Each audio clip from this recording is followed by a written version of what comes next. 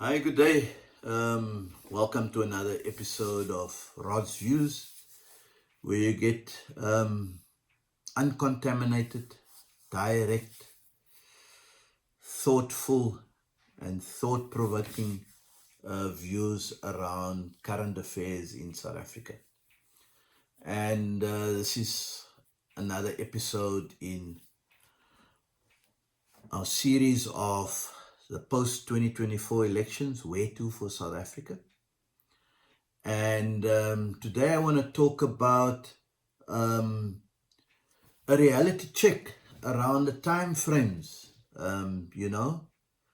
are many of us who are frustrated or impatient at how slow the negotiations for the establishment of a government of national unity, or GNU, are going. And everyone wants to know who's a cabinet, and there are lists floating around of who must be in cabinet. I'll talk a bit some more around who should be in cabinet at another stage. But I wanna share with you the following. Belgium had elections for national government. I think it was on 13 June 2010. And it also had a very fragmented political landscape as us.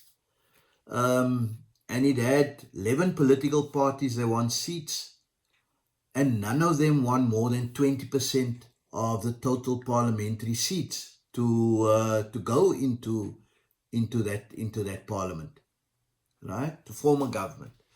So negotiations for a government continued for a long period, and the parties only agreed to go on a coalition on 5 December 2011.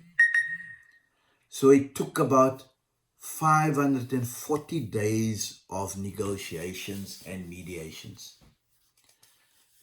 And there were 589 days without an elected government. Yes, folks, 589. So yes, be patient. I would rather that they do this properly and ensure that it's properly grounded to truly put the interests of South Africans first, instead of them rushing to share the spoils and hand out cabinet positions amongst themselves in order to accommodate all of them, right? I would rather that happen.